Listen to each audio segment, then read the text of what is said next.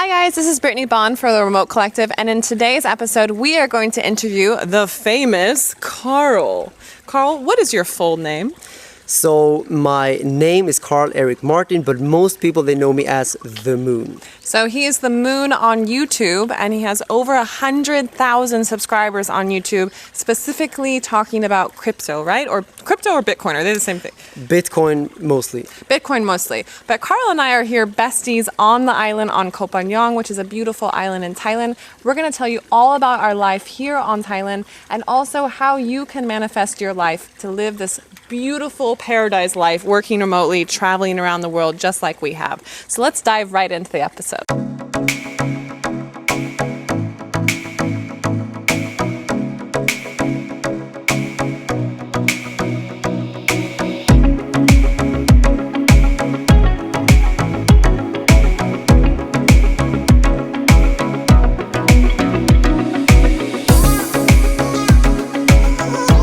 Carl and I are like pretty good buddies. We do a lot of things here on the island. And the stuff that I want to share with you guys today on my channel is, Carl, how did you get started as I want to put digital nomad. How did you get started as a digital nomad, traveling, working remotely, doing all the stuff? Like, how did you get on the plane initially?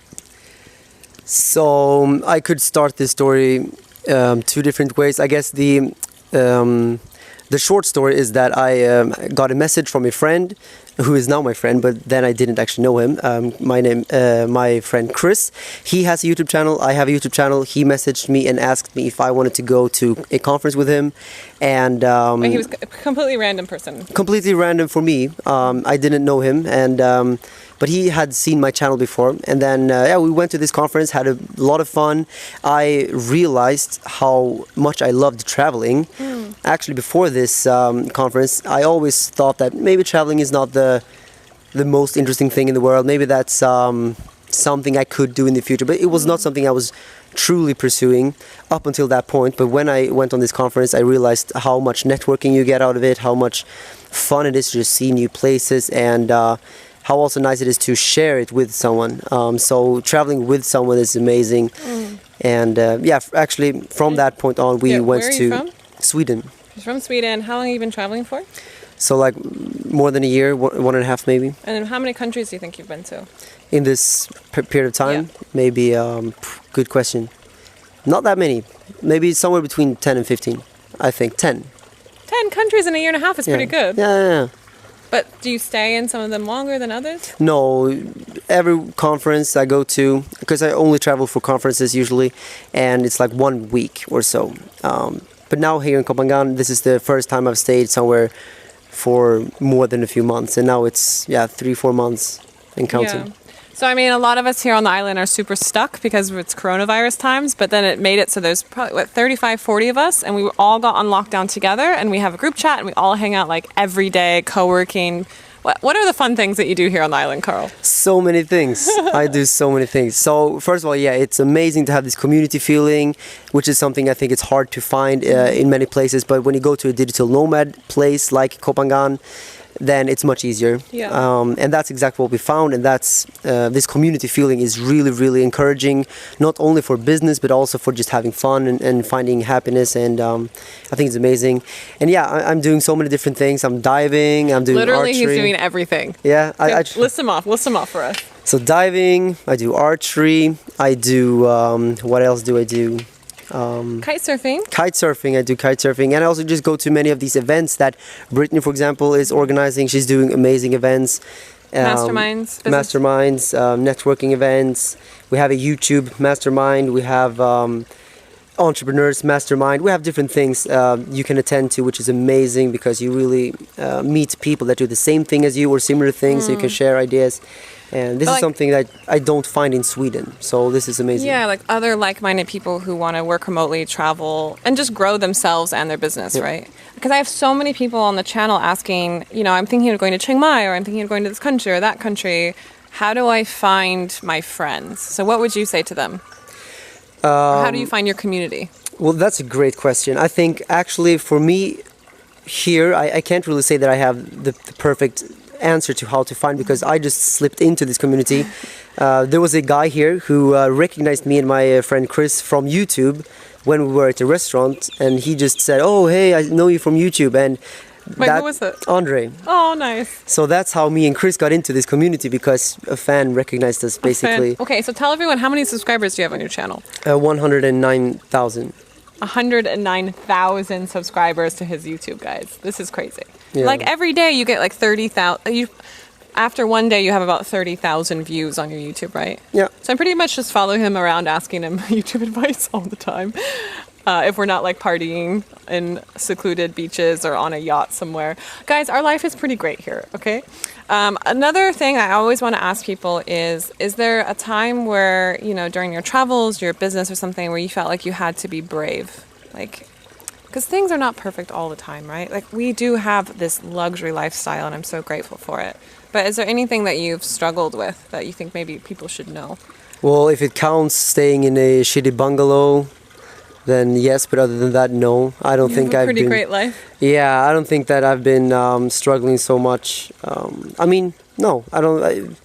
Well, what about the question that a lot of people think that we are lucky to be here? And I always counter with that to say, no, I made my whole lifestyle, or I manifested it, or I worked for it. What would you say to that question, that you're lucky?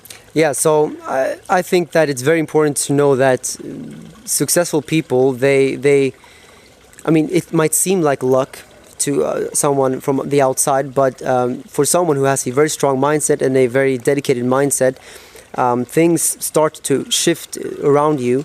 It's all about mindset, and this is something that you decide. You decide what mindset to have. So if you decide to have a poor mindset and a normal mindset, then you will live a poor and normal life. If you decide to have a rich and happy mindset and a powerful mindset, then you will attract more of this into your life. So this is something like the law of attraction. Exactly. So the law of attraction. Some people have a basic understanding of what it is, and I can give you some really good strategies how to manifest whatever you want, because that's exactly what I did. Just a couple, 3 years ago, I was having a very normal, basic life, and I was still very, very interested in all of these things that I am doing now, but I didn't have the mindset to really put all of this to work. But I shifted my mindset. I started to research a lot about successful people, how to become wealthy, how to become happy, how to live your dream life. And all of these successful people, they always say the same thing, that it's all about mindset. They all say that. That's a common denominator. Mindset, mindset, mindset.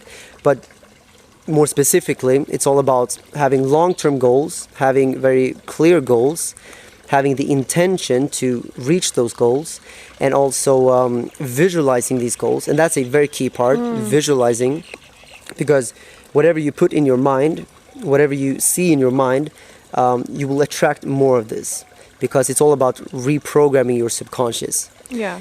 And to some people it might seem like weird stuff, like spiritual stuff, but it's actually very, very powerful. Dude, it totally works. Like, we are I'm going to show you my villa background view and the pool that you can probably hear the noise from. Like, we live in mansions on a tropical island when everyone else is in lockdown. Yeah, it for sure works. It's so powerful. I lived a normal life for so many years, and eventually I just switched my mindset. I started visualizing. I also started to tell myself before I went to bed every night, I'm happy, I'm rich, I'm wealthy, I'm successful. You kind of like brainwash yourself. This is exactly what you have to do. You have to brainwash yourself into thinking that you are already successful.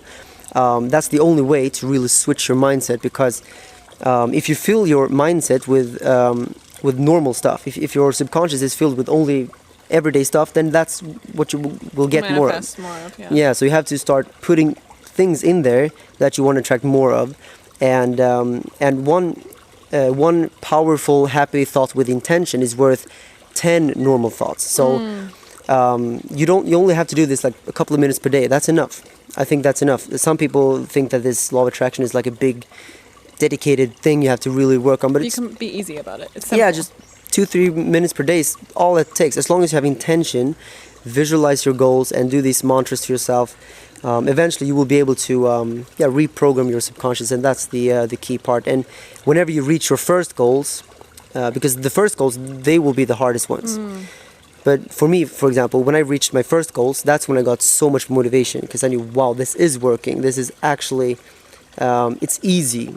you just switch your mindset and things just start to happen as long as you work towards your goals. So that's when I really unlocked my mind. That's when I realized that everything is truly possible. So my first financial goals were quite like modest. Yeah, modest. They were not that amazing, but when I met these first goals, that's when I put these like 5x, 10x, 15x goals. And I was surprised how quickly I met all of these new goals also. And because you had unlocked your mindset of I can do this. Yeah. Because I think this is the thing that we're programmed as kids is like you are not allowed to feel the feeling of having something until it's in your bank account or you've already accomplished it. And then you're allowed to feel happy and proud.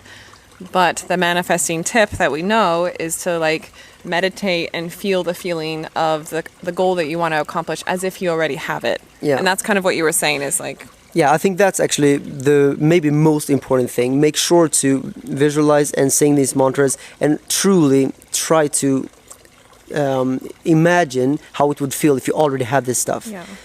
So when you do these mantras, for example, don't say, I want to be rich. You say, I am rich. And you feel the feeling of how would I feel. In your body to be rich and accomplished and successful. Yeah. And then you're creating that gap in the universe for that to happen, right? Yeah. You're creating that space in the future for you to accomplish those things. Yeah, and something else that I did was, for example, if you're interested in boats, if you're interested in cars, whatever you're interested in, for example, I'm interested in cars and boats, like yachts. I always dreamt of having a yacht. Yes.